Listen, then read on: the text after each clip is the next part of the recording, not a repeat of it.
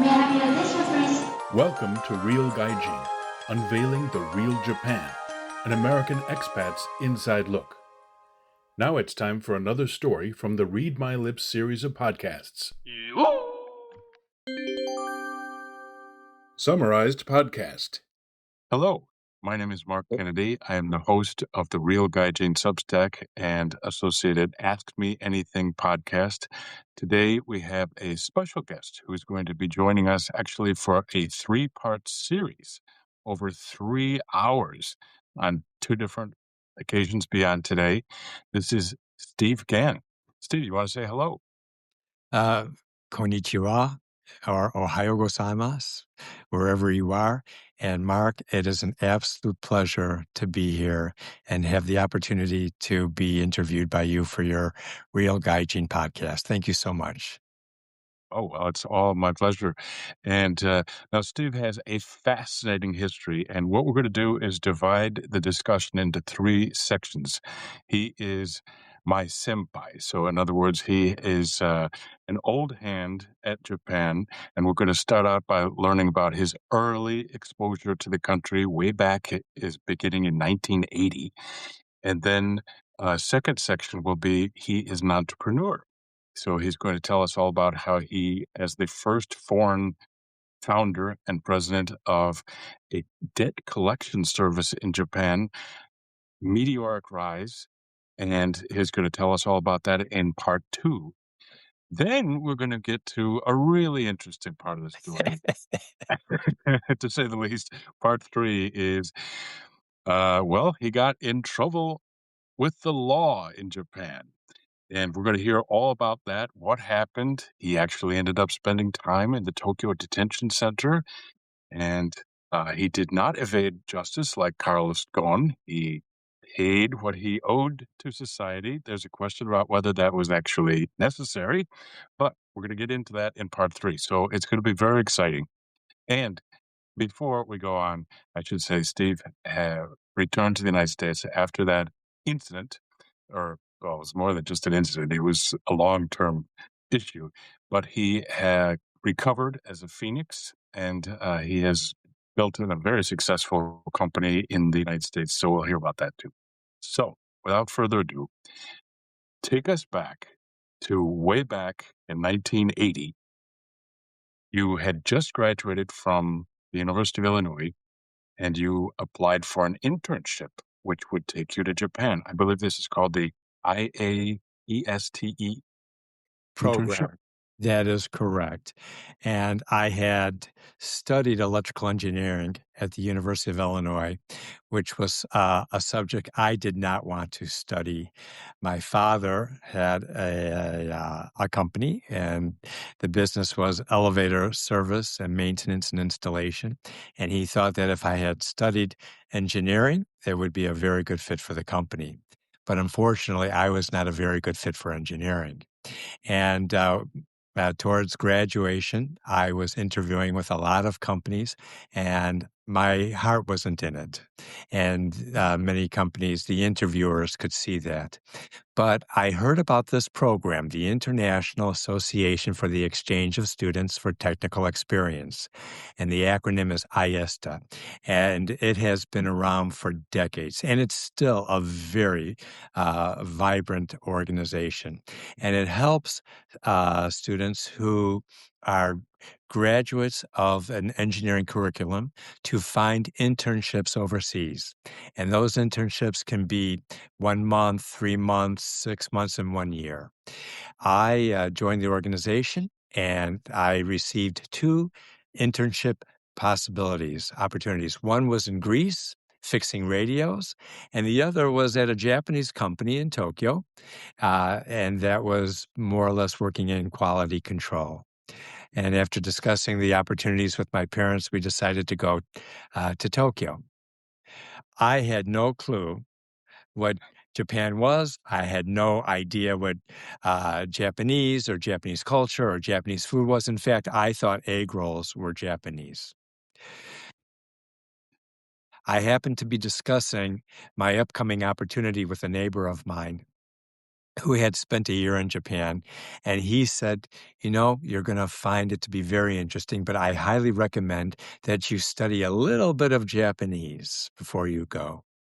And he gave me a book, and I still have that book to this day. It's called Naganuma's Japanese. And I wasn't really intending on studying it, but once my internship came through, got on the plane, headed to Tokyo in June of 1980. And on the flight, which was about 12, 13 hours from Chicago, I studied the book and I was absolutely captivated. I couldn't believe how cool it was that the verb was at the end of the sentence, and instead of prepositions, they were using postpositions. And something just really captured my enthusiasm. I arrived at the airport and I was looking for a washroom. And I said in Japanese, Sumimasen, otearai wa doko desu ka? Ooh, Where is the washroom? And although I didn't understand the answer completely, the person directing me said, go straight, it's on the right. And I good work. remember, oh, on the right side. And I was just amazed that I was able to pick that up after just a little bit of study. I was Terrific. very, I Terrific. was very lucky at the airport. Yes. I was looking how to get from Narita to a Yeah. place called the Okubo House. Well, that's Ah, where it was arranged that I would stay at this little Japanese inn and near Okubo Station, and but I was lost. I couldn't seem to figure out how to get there, and I saw a man who was talking Japanese fluently to some people, and I thought, well, he must know. And I mm, went up to him and I said, "Excuse me, I need to get to this place in Tokyo called Okubo House." And he said, "Oh, I know Okubo House. It's very close to where I live in Tokyo. Why don't you come with me in my limousine and I'll drop you off there." And I thought, "Oh, good. Lucky me." Hey, yeah. that I can person's save. name that person's name was Alan White. Yes. And it turned out that he was the deputy ambassador to Japan. And he had You been live in right, Steve. he had been in Japan since the 60s. He had been there a long time, and he was a fluent Japanese speaker, and he really knew all about Japan. And he and I, in his limousine from Narita, had a good 2-hour talk, and he told Yeah. me how to be successful in Japan, how to communicate with the Japanese. And he said, just whatever you do during this very short time, I had a 3-month internship planned, whatever you do, be patient, keep smiling, try everything. Don't say no to anything.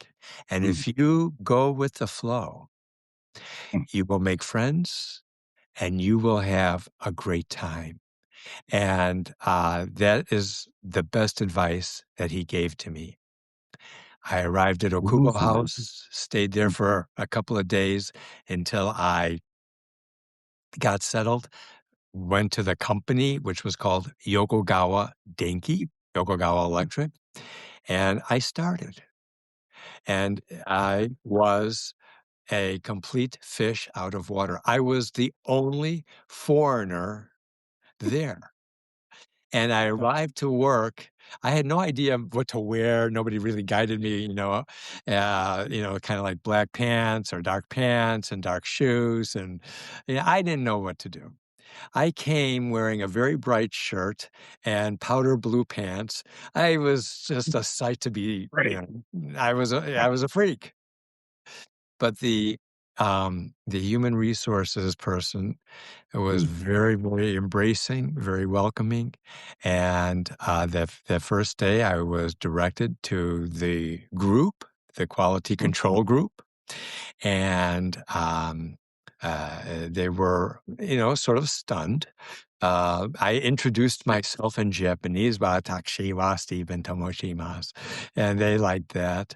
And then from work, I was directed back to the dormitory, the company dormitory.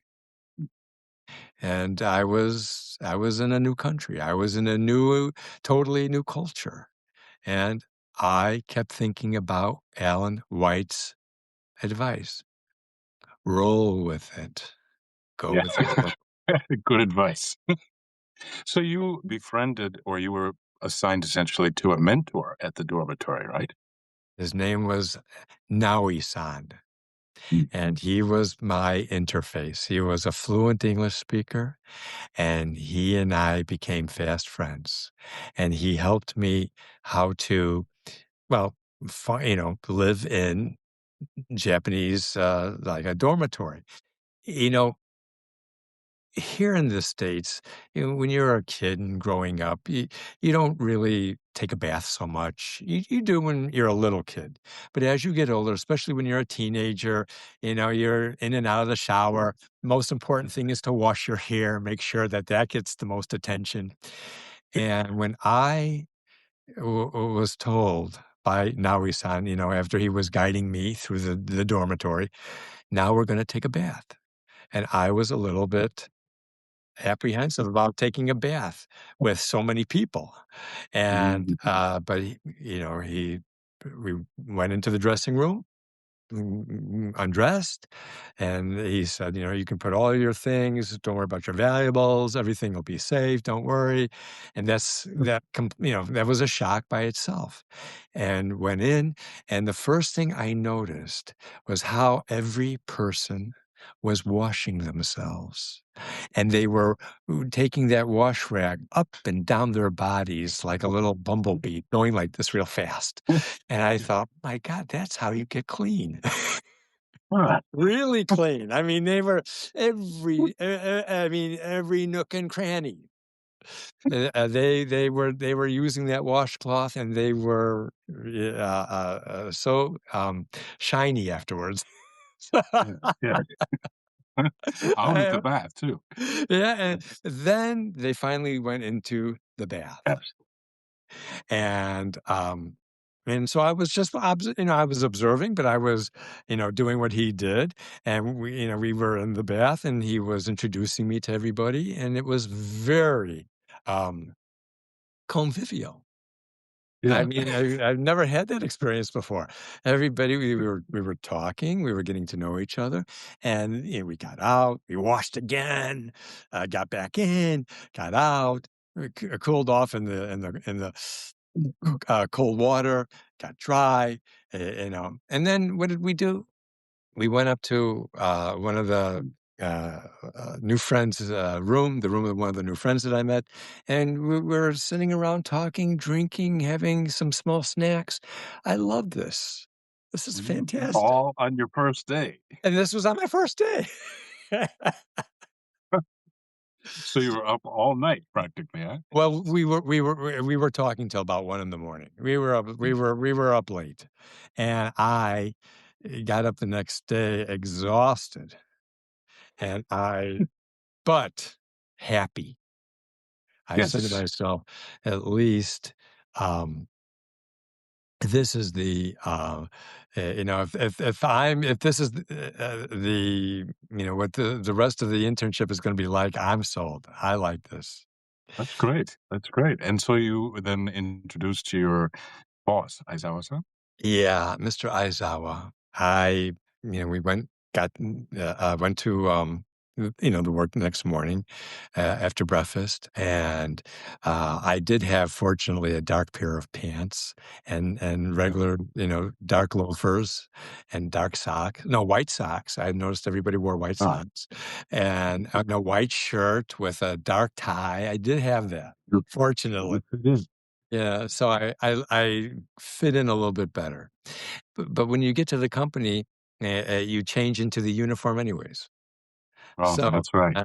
I changed into gray pants, kept my, shoes on and another, like a shirt that they provide you with, and I was shown my desk, and, he spent, um, practically the whole day teaching me what I needed to do for the summer. In other words, was trying to perform all kinds of tests on this one measuring instrument, pressure test, voltage tests, position tests. And so he did not speak English very well. In fact, it was very, very limited. Of course, I didn't speak any Japanese, but it was really interesting how we communicated because engineering contains the language of numbers and symbols. And so he would draw a schematic. He was explaining to me in Japanese, but with English numbers and symbols. And so I did get the hang of it. And by the end of the day, I mean, by the end of the morning, we were absolutely exhausted. I remember this. My God, it was exhausting. He was exhausted. I was exhausted, but we were okay. And by the end of the day, I understood everything that I needed to do for the project, the 3 months. And so from then on, I every day I had the kind of test. Let's just say it was a position test. So here's the measuring instrument, and you have to measure it going around 360 degrees, and you measure the output at 1 degree, at 2 degrees, at three, all the way 360 degrees. That could take 10 days. Stop. Because what happens is you put it in a new position. You have to now activate this instrument. Activating the instrument takes time. Measuring the output takes time. So in between each degree of each position, it might take 10, 15 minutes. So I mean, Oh, a lot of work. oh God, it was a lot. It was boring. I'll be honest with you. It was boring. But I took out my trusty book Ah, here there it is. and I was in between measurements studying. And Terrific. I studied really passionately. And by about the second week, I was beginning to answer the group telephone. Oh, wow. There was one telephone. I listened to what they were saying. They would answer the phone, mosh mosh, and then somebody would be calling for a member of the group, like Ito-san. They'd call out Ito-san, demo desu. And so it was easy to, do that. And I loved being the little secretary there. I was the receptionist. And it was funny because, the very first time that I did it, I just, oh my, like, I didn't even think, I didn't ask permission. I just went for the phone. I went for the phone. Push, push. Ito-san, demo desu, so Pretty and good. that was the end. They let me do that. They were so indulging, let me just tell you. They really indulged this foreigner. They didn't mind at all. But Yeah. I had every day a wonderful time with these people. But one of the things about Japan is that when people know you are a guest, they know they will treat you royally. True. They will, roll out the red carpet. And my internship was 3 months. So even I'm sure I made a lot of mistakes. I'm sure that I was, awkward at times. This is the whole thing about being in a new culture. Yes. But they were they smiled. As time went on, they directed me properly, which was good. It's interesting. the word interesting in Japan, omoshiroi, can have a couple of meanings. Mm, One is that it's interesting. Another is that it's sort of weird, weird that you're omoshiroi. Yeah. And I would be saying omoshiroi sometimes at the right time, sometimes at the wrong time. mm, And so they would correct me, and I really appreciated that. And all throughout this time, I was thinking of Alan White. I yeah, wanted, and good advice. because his advice was ringing so true, and I felt, thank God I met him, because if I had not met him, I think it would have been it would have been a completely different experience. I Mm, was there in Japan with maybe another 20 foreigners, not at Yokogawa right. Electric, but in the program. And some of them were having a very difficult time. Like in any country, if you make an attempt to learn the language, just Yeah. say "Ohayo gozaimasu" in the Yeah. morning. Mm, It's a little thing that makes a big impact. yes. They did not want to do that. And so Ooh, I saw a lot of frustration. And but for me, it was a great time. And in preparation for this podcast, I was looking all over. I knew I had something um, for the uh, I wanted to show, in the podcast a little bit. I don't know if you can see this or not. It's sort of yeah, we um, could. A notebook? these are Oh, all these were all the tests that I did. you still have this. I still have it, and the paper clips are all rusted. And these Wow, you did very good work. I did many Oh my classes, goodness. and Whoa. this is from summer of 1980. I've kept it all this time, A and relic. I also received a little certificate Oh, from Yokogawa. whoa. Now that's impressive. Look at that. You did it. What? I had a little training there. So, it's 46 years ago that all this, Yeah. and even though it was only 3 months, it made a huge impact on my life. And I came back. I did end up going into my parents' business, Yeah. but I knew that I, at some point in time, would go back to Japan. I did not know when. I, Mm. Yeah, I before we go back to Chicago, I had a question about that, and you Sure. alluded to the fact that you were there on this internship with other students or recent graduates, and they had a different kind of experience. You had one day off from work so you could go on field trips and so forth with the other attendees. So, what was that like? That was fantastic. We went to different Right. companies. We went to Japan Steel. We Mm. went to um, some cultural activities. We saw a kabuki play, which none of us, and even the Japanese who accompanied us, did not really understand so well. But it was interesting. Yeah.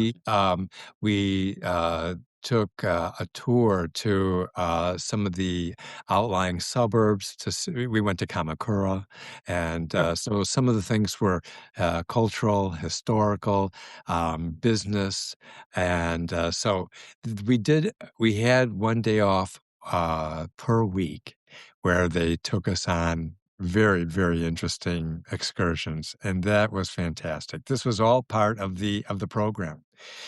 It's a And great program, and then oh so you've yes. mentioned that the other students were having a little bit more difficulty fitting in. They didn't quite have your enthusiasm and openness to well, they didn't have the benefit of the advice that you got from Alan, but what did you counsel them to do?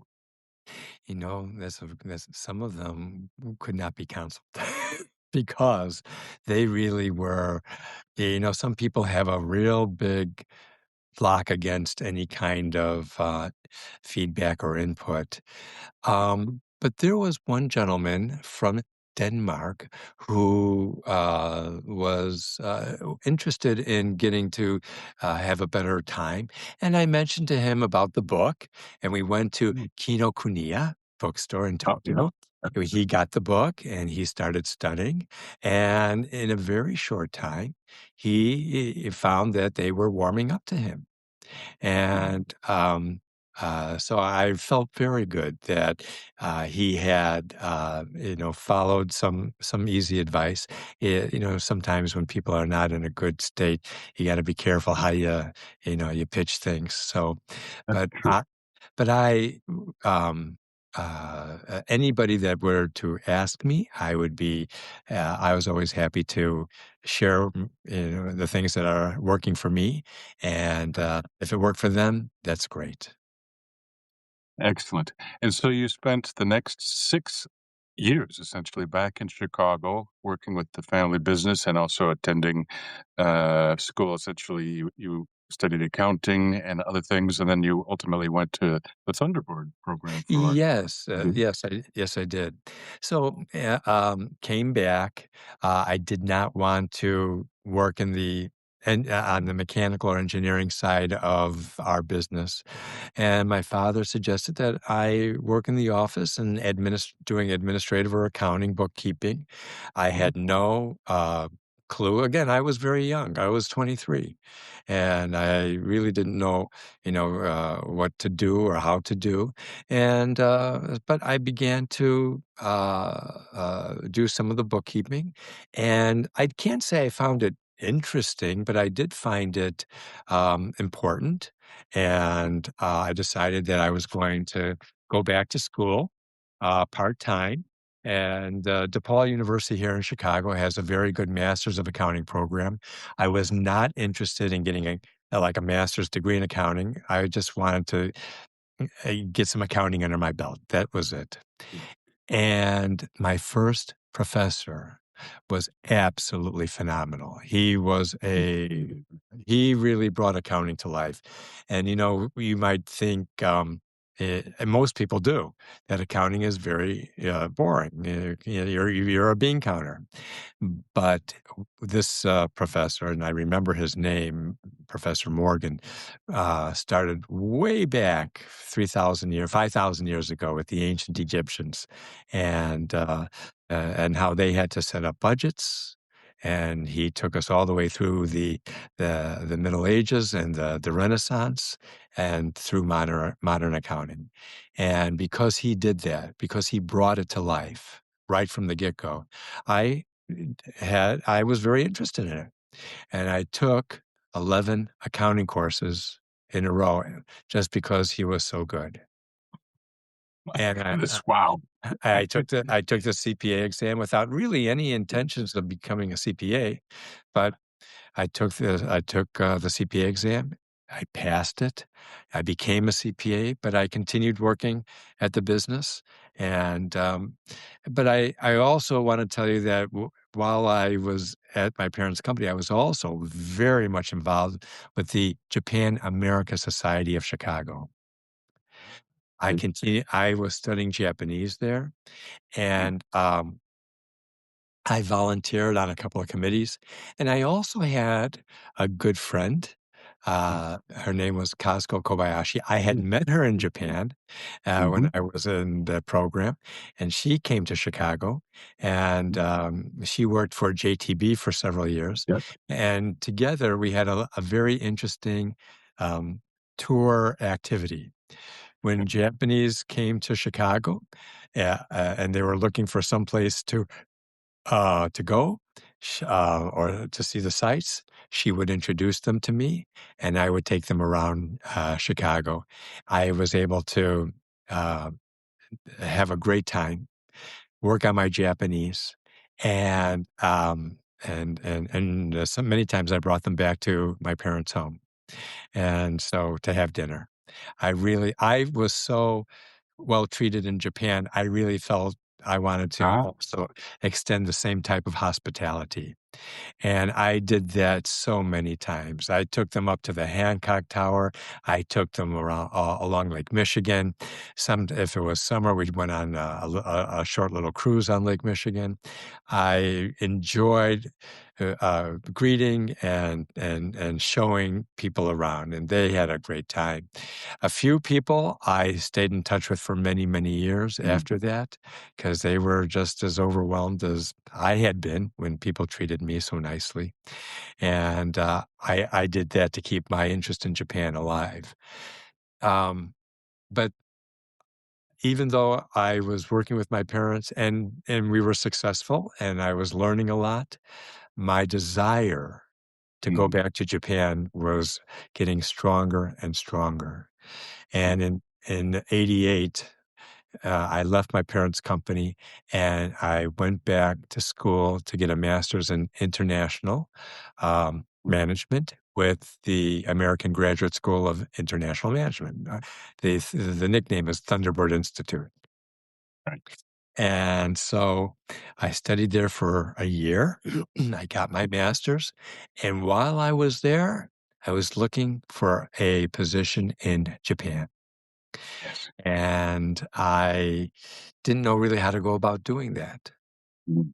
But in the library, in the job, they had like if you were pursuing, with trying to find a job, they had like a little library with many kinds of resources.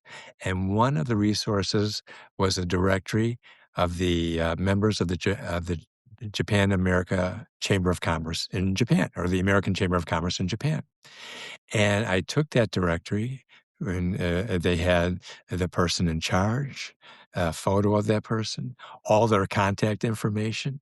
And I decided, you know what? I want to contact all of them. And there were approximately 1,000 members of the American Chamber of Commerce in Japan in this directory. I sent out 600 resumes overseas.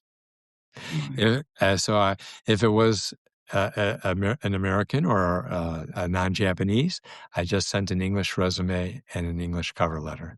I had my resume translated into Japanese, and if they were Japanese, I would also include a Japanese resume as well. Out of 600 letters that I had sent, I received 120 responses. It's not bad. That was a very good response rate.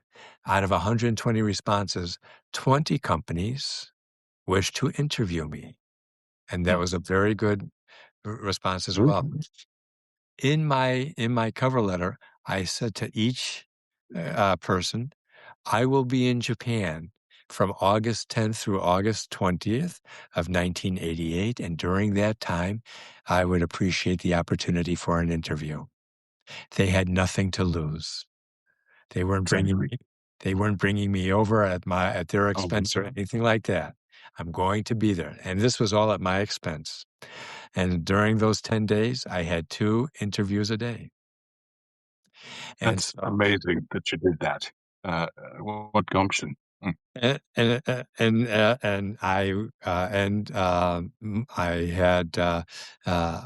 up getting 4 offers, and one of them was to be the service manager, the financial service manager for the land mobile division at Nippon Motorola. Yeah. Okay, good. Starting in January of 1989. And they brought me over. They fortunately bared the cost of bringing me over, and it took about a week to get all set up in my apartment and get the ropes of how to get from my apartment in Yokohama in Tsunashima, where I was living. I was living in the Shataku, the company dormitory, and I started, and I was very, very happy to be back in Japan. Very happy. I was too happy. I Well, yeah, was, yeah. I should explain. I'm asking some questions based on your book. And yeah, explain a little bit about that. You were assigned a team, but I guess the chemistry wasn't there from day one. Tell us more about that, please. So I began work as a cacho in the um, land mobile finance section. It was land mobile, the radios that the wireless radios, like they don't have them anymore, but a long time ago in the cabs, or you would see somebody pick up the little microphone Yeah, and. yeah. And they go, yeah, where do you want me to, take, go next? Yeah, go to Shinjuku. That Hmm, product required a service platform. They were often breaking down and they needed to be repaired. And Motorola had service centers in every major city throughout Japan. And hmm, my job was to do all the financials and do financial analysis for every service center. hmm, So yeah, I did the profit and loss statements. I did the balance sheets, and so whatever they needed to understand if they were making money at these service centers or not. hmm, And so after I returned from Japan to Chicago back in the fall of 1980, December of 1980. I'm sorry, fall of 1980. I did not. I was. And then I had the next 6 years of studying Japanese and meeting Japanese. When I hmm, found this position and I got back to Japan, I couldn't control my enthusiasm. I hmm. was Okay. I was over the top. Whatever Alan um, White said to me Hmm. 6, 7 years prior, it wasn't in my head. And I would come into the office and I would, I don't want to do it here on this podcast, but I was going, "Oh, hayo gozaimasu. Oh, hayo." I was really just, I mean, people were blown away. So, totally blown away. And I was really happy to be back, but I couldn't control myself. Too happy. Okay. A little too This enthusiastic. guy, we've got this real Gaijin who's so Yeah, crazy right. now. Help! Perfect. This is Perfect. too much. So within about maybe 2 weeks or 3 weeks, nobody was talking to me. I, it's one of those things where you see people coming down the hall and they do an about face. I go Yeah. into the washroom and they Oh, just no. could not be bothered. This guy wants to Mm. speak Japanese so much with us, and it's just too, we can't tolerate it. Oh, okay. I Mm, was upset. I was very mm. upset. I'm here. I've been preparing for this. I've been preparing for the last 6, 7 years to come back to Japan. Come on, don't take this away from me. I Mm, was lost. mm, I didn't know what to do. And I I was going to the service center. Motorola's headquarter office was in Hiro, where I was mm, officially stationed, but I often had to go to the the main service center in Tokyo, which was in Arakawa, and that's near Ueno. So I had better luck there, but still, because I was really disoriented. mm, In other words, the first time I was in Japan and everybody was so wonderful and so mm, embracing, mm, it was probably, it gave me a false sense of Japan. mm. Now that I was here permanently, I wasn't this cute foreigner anymore. I wasn't That's this, interesting. yeah. Did you have anyone at Motorola that you could like an HR manager that you could explain what was going on and solicit some advice? Or I know ultimately your savior was karaoke, but, uh, what was there no one in the company that could help you? That's a great question. I approached a few people, Mm. and I was getting sort of the brush off. Oh, I wasn't getting they perhaps, because I had come on so strong in the beginning, eh, I think they were just the best thing you might wanna do is maybe just, do an about face and, head for the door. Um, I also thought, some of the people in my section were very, they could have been, in retrospect, a little bit introverted, and mm. and so I did not understand that. And when the first time I was in Japan, people were instructed embrace this guy. They probably went through a lot Mm, of preliminary meetings and how we got to make sure yeah. he enjoys himself. This time around, it was not. Mm, There was no real outreach. But hmm. okay, and I did sort of try to understand what I was doing wrong, but I wasn't getting honest feedback. Oh, okay. Hmm. And so one day, about I'll say 6 months after I had arrived in Japan and was working in the accounting section there, I uh, everyone sort of left. It was a Friday, and they were leaving like they always leave. One leaves, and then 20 minutes later, another leaves. 10 minutes later, another Yeah. leaves. And I was the last one to leave. It was around maybe 7:30ish on a Friday. Mhm, mhm, And, this time, instead of going the usual route to Hiro Station, I took a different route. And I happened to see all of the people of mm, my section standing out, outside of a pub, about to go in. They didn't see me. I was they did I saw them, they did not see me. mm, And I thought to myself, "Oh, boy, they really, really don't like me. Okay. All right." And I was thinking of, maybe I should just pack it up and go home. mm. I didn't want to go home. I Mm. didn't want my parents, saying, Yeah. you had a real good thing here at the company. We told you so." I didn't want to hear that. I was Yeah. I was 32. I didn't want to hear anything, negative about my decision to give it another shot. Mm, My um, company dormitory was located in Tsunashima on mhm, the Toyoko line.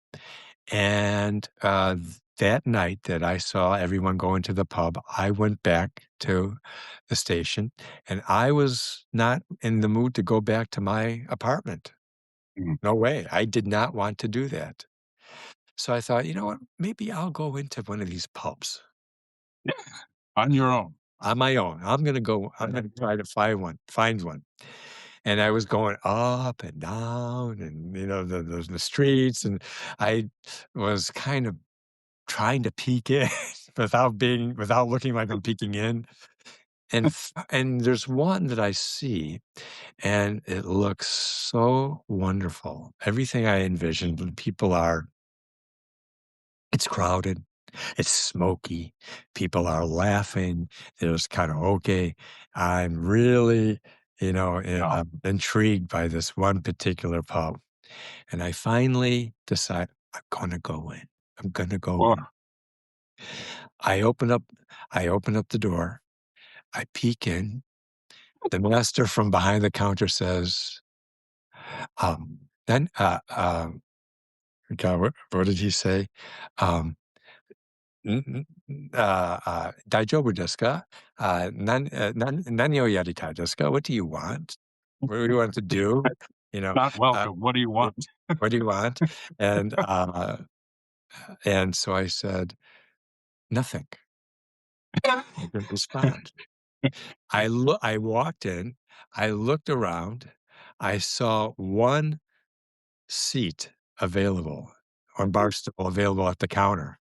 I did a beeline for it and I sat down and I said, "Biiru kudasai." Give me a beer. There you go. And he, with a very shocked expression, gave me a beer.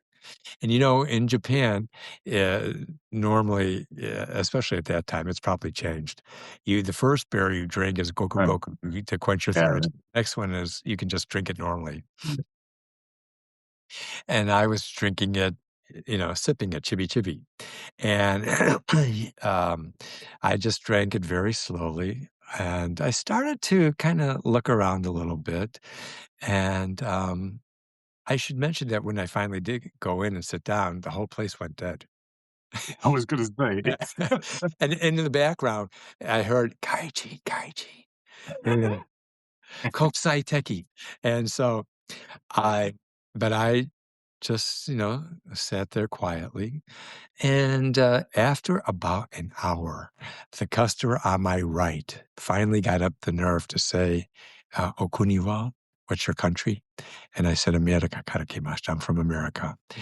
And we started to have a little conversation. And then the guy on the left started to talk to me. And little by little, I started to talk with many people in this izakaya. And so I got in there maybe around 9 o'clock. I left at 2 in the morning. I had a great time. Oh, Great time. Great time. Woke up next morning. I said to myself, I'm going to start going into these izakayas, but I'm going to do something. I'm not going to start going, hello, and just going to let them come to me. So what I did the next Friday, I found a little izakaya in Hiro Station, near Hiro Station. I went in. The mama-san this time was very surprised to see me. I sat down. I ordered a beer. I was quiet. And little by little, other customers started to talk to me. And we were having a real nice conversation. And I also was listening to them sing songs at karaoke. And so I said, "Oh, I really want to sing a song too." I didn't know how to, what to do. And I found my way in English. Okay. And I said to the mama-san, I'd like to try this. And she said, okay, and they put it on, and I got up on the little stage and I sang the song and I got a little applause, pachi pachi, Yeah. and it felt good. Oh, wow, I'm having a good time. I'm having a good time. So next weekend, I go to Ebis. I find the same thing. I go to Shibuya, to Shinjuku, to Ikebukuro, and I'm following the Yamanote line around. And I do this for 1 year. Amazing. Every Friday, I am going to find a pub. I go in. I'm used to I'm starting to enjoy the shock value of them Yeah. seeing me. I'm listening. I'm learning Japanese songs. Yeah. I learned a lot of Japanese. I learned at the peak. I learned 200 Japanese songs at the peak. At my peak. Wow. I knew song. I don't know if you know these singers, but Mori Shinichi, there were Okawa Eisaku, Sakamoto Fuyumi. I loved the guy Nagabuchi Tsuyoshi. I sang. I knew many of the songs of many famous singers, and I would ask the mama-san or the master to, I tell them the number, and I'd get up, take the mic, sing it, and I would get a nice little applause, and that broke the ice. Yeah, yeah. And we Ooh. talked, and we laughed, and we're buying each other drinks, and it was the kind of embracing and breaking into the Japanese culture that I just absolutely was waiting for. Mm. I And did it. so this Yeah. is a fascinating story. I mean, just that alone is enough for a whole book. Tell us, though, about how I think it was Suzuki-san and your team ultimately reached out. Oh, yes, Suzuki-san, he was the ringleader of the anti-Stephen Gann uh, movement or, protest in the accounting section. He, from the get-go, he did not Mm, like me. So one day, um, on the way home to Yokohama on the Toyokosen, I meet him on the train, mm, mm, and we were talking. And I said to him, you know, uh, I mean, it was a really nice talk, and he was surprised.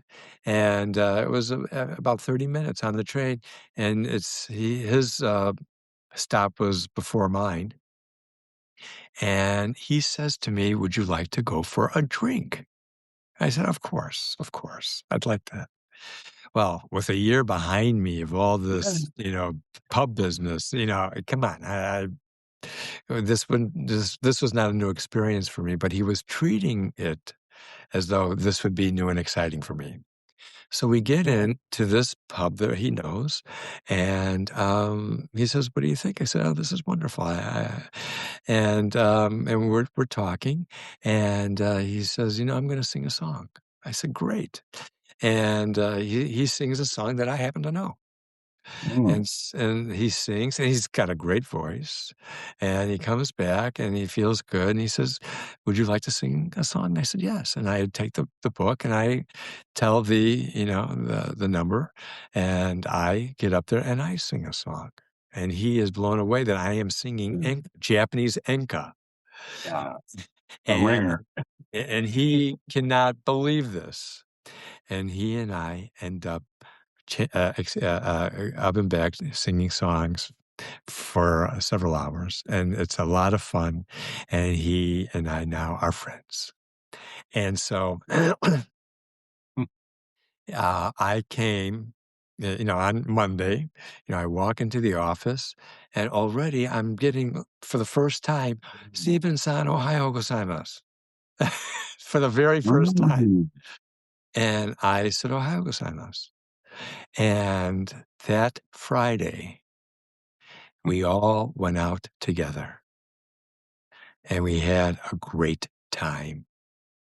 And it took me a while.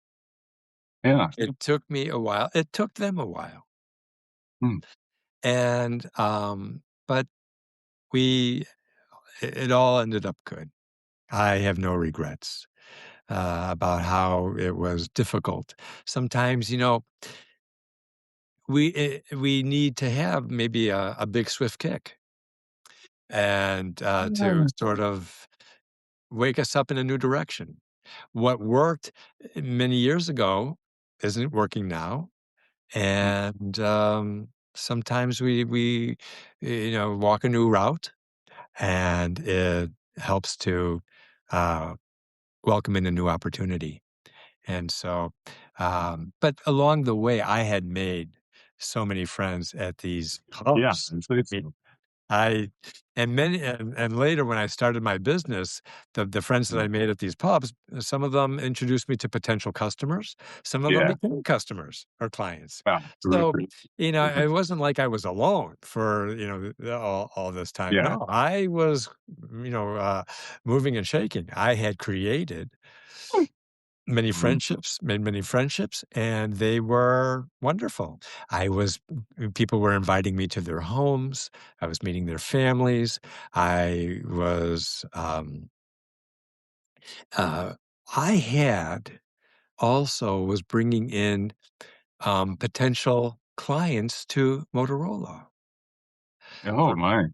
So when I told them the section I was working in,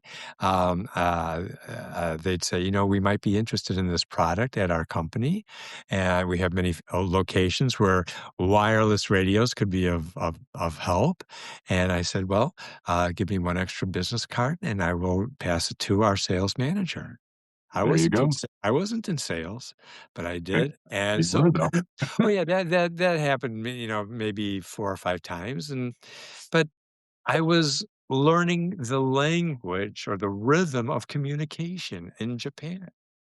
Yeah, excellent. And back on Suzuki-san, did you ever have a chance to talk to him about, oh, your initial, first day on the job from that point didn't go all that smoothly? Did you ever ask him, what was it that I was doing wrong? I mean, did he tell you that you were overly enthusiastic, for example?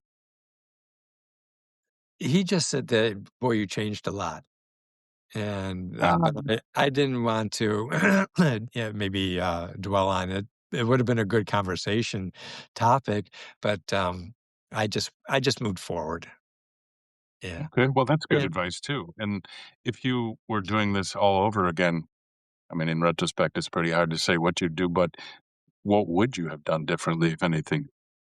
If I would first of all, I wouldn't have accepted a job at Motorola, Oh, and okay. that Why? and because the job itself, I was a kacho, a section manager. My job was to create the financial statements at each of the service centers, and I went to one service center, like every 6 weeks, Mhm. and discussed the financial results with the service manager at that location. That was very interesting. I did enjoy that. But the job itself, I think, a very competent college student could have done the same thing. It wasn't challenging for me. I see. And so I needed something that was going to really challenge me. That was one thing. The Mhm. other thing is I don't work well in a big corporate setting. Oh, I okay. work I work well in small settings where you have a lot of responsibility from the get-go.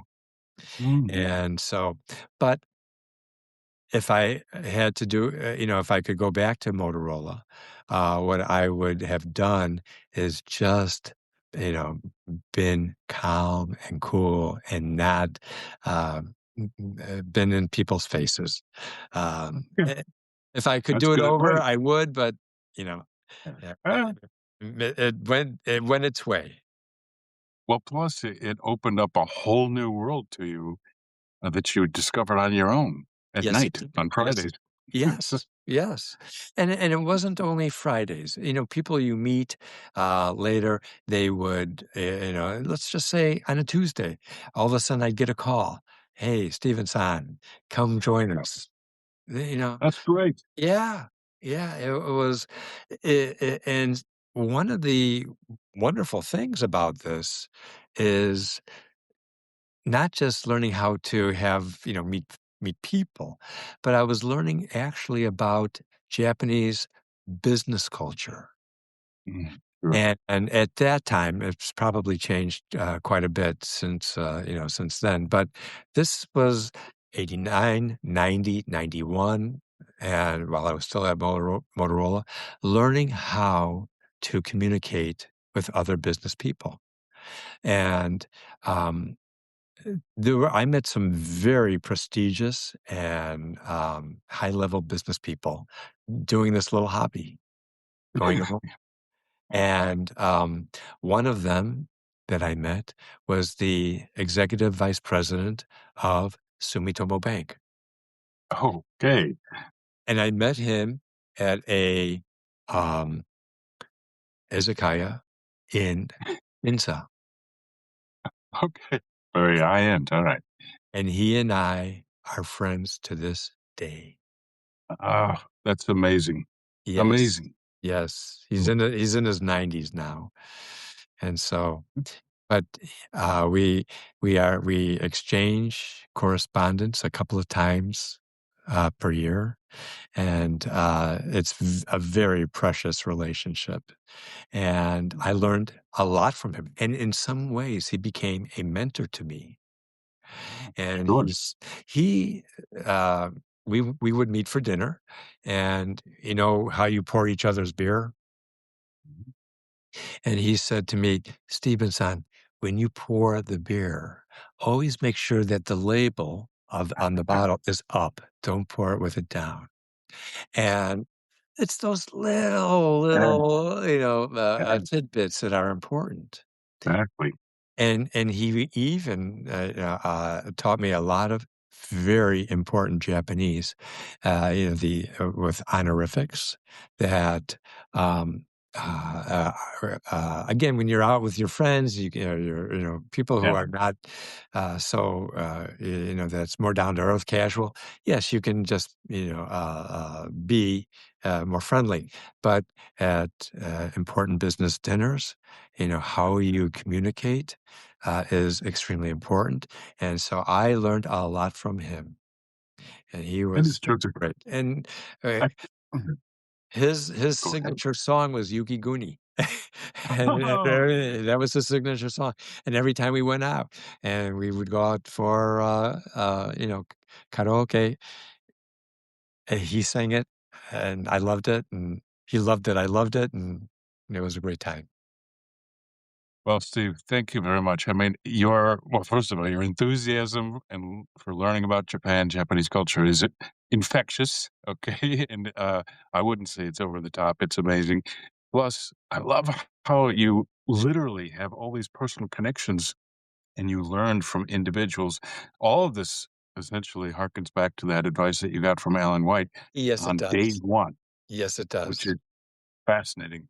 Yeah. So I guess the big lesson takeaway for me is to be open to all these new experiences. Right. Thank you. And yeah, I tried to get back in touch with him. I tried to find him. I Mm, never could. mm, Especially the first time I was there, I wanted to, thank him, but I didn't, I couldn't. So, but mm. sometimes someone changes your life, I'd say this is absolutely amazing. Well, this has been very instructive, and we Oh, are at thank the end of you. our first session. Mark, this has been so much fun. I really, Okay, I oh, can tell.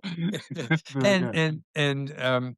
if I can now, even though this is live, you're going to be editing it a little bit, or I am a little bit. Well, just a little okay, bit. Yeah. okay. Yeah. Well, yeah, we should thank I'm sorry, we didn't really schedule this to be a live session for everyone, but we did have 7 people join us, so thank you so Oh, much for joining. If you do have any questions, go ahead, put them in the chat, but we will try and address that otherwise. So, we're going to break up this discussion, as I mentioned at the beginning, into 2 other sessions. So the next time that we have Stephen on, we'll be talking about the meteoric rise of his company, which was the first debt collection agency in Japan that was run by a blue-eyed foreigner, essentially, as he that's right. described it in the book. Yeah. And that is an amazing story coming up. And then after that, a couple of weeks after that, we'll hear all about how he ran afoul with the law in Japan and what happened. And at the end of the day, it's still a positive outcome. I look at it the same way, and I am looking forward to our next two sessions. And thank you so much today. This was so enjoyable. Well, thank you. And then one final housekeeping note. We are recording all of these sessions. So what I'll be doing is once we have all 3 recorded, we'll issue them one after another, probably in the middle part of May. And then you can listen to them on a podcast. So excellent. That'll do it for today, Steve. Thank you so much.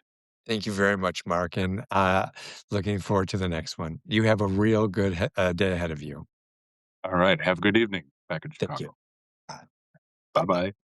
Thanks for watching and or listening to another story from the Read My Lips series of podcasts on Real Gaijin. Tell us what you think and be sure to tune in again next time.